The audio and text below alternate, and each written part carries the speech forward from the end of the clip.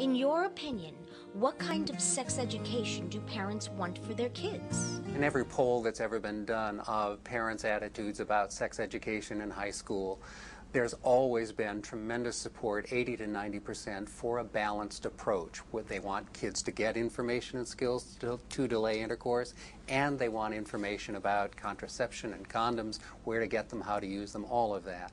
So we have mass support. The vast majority of American parents want their kids to get this balanced approach. The concern that we hear very often in the community is they don't want somebody coming in from outside saying, this is what your kids should learn. Parents are really concerned that they feel like this is local, it's personal, it's powerful, that this is something that needs to be based on our community's values. At Planned Parenthood, how much of the conversation is about abstinence? It's always been a part of the conversation. It's one of the ways you can prevent pregnancy and sexually transmitted infections. It's always been listed as one of the methods for reducing the risk of those things. Our best-selling pamphlet for the last 20 years has been, "It's okay to say no way."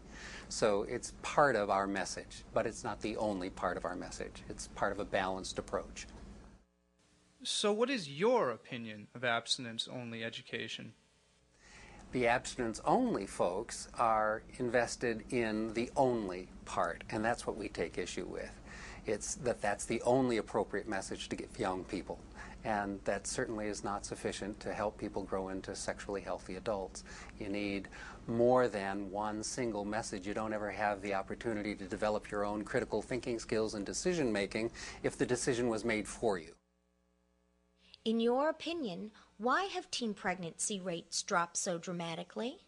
The statistics suggest that about half of the reduction in teen pregnancy was due to kids delaying first intercourse, and the other half of it was to their using contraceptives when they did have sex.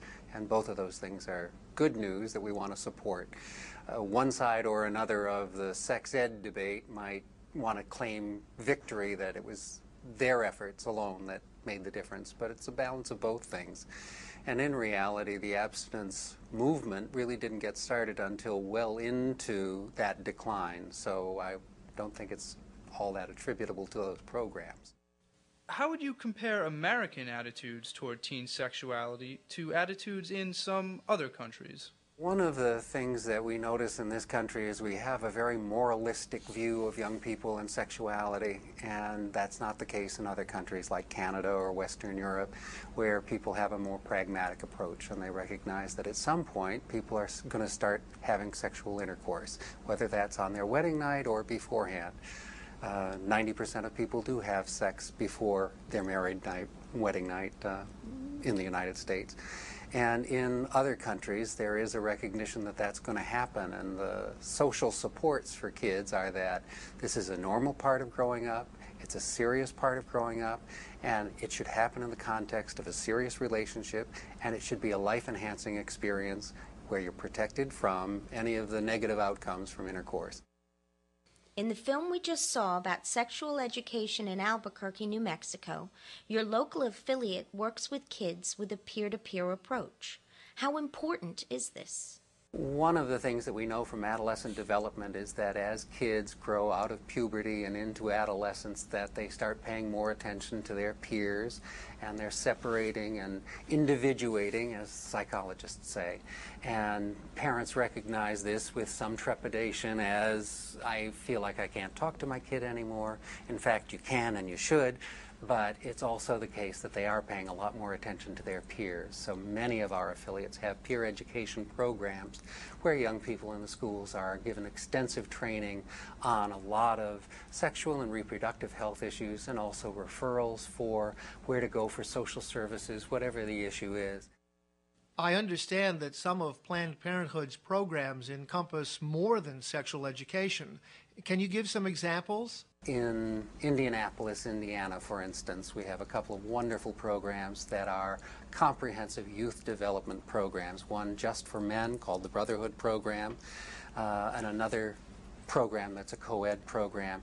These are wonderful, intensive programs that go on for years at a time, with sexuality education, with homework help, with medical services, with after-school sports. It really is a whole network of interventions that help kids develop into healthy adults. We do it in the context of the kid's whole life, recognizing that people aren't just a set of genitals, but whole human beings.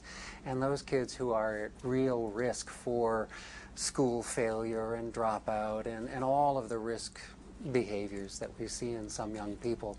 If they're living in a risky environment, we don't see them as being at risk but at promise, and they need a social support and a network of help so that they can succeed.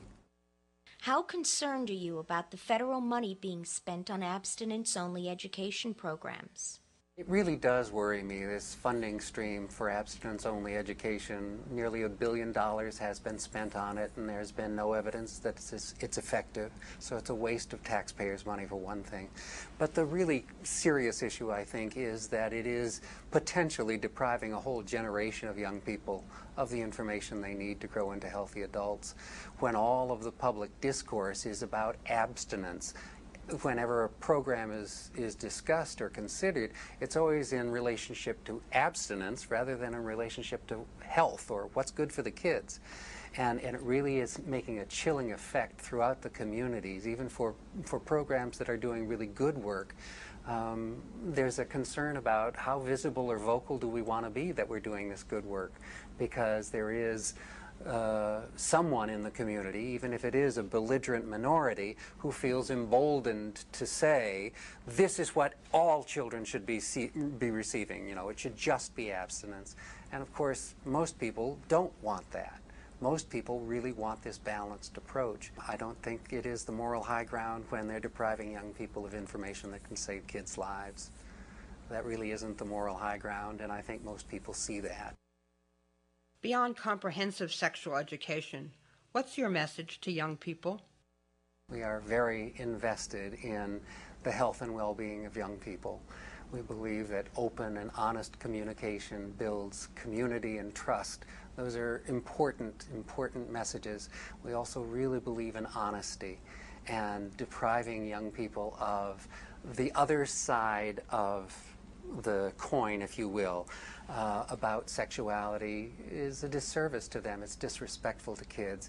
You know, every kid who's ever had a crush on somebody knows how powerful and pleasurable those sexual feelings can be. If all we're saying is danger and disease and dysfunction and guilt and shame and all of that, you know, we cease being credible teachers when that's the only message we give young people. We really do need to help people see sexuality as an essential, lifelong aspect of being human.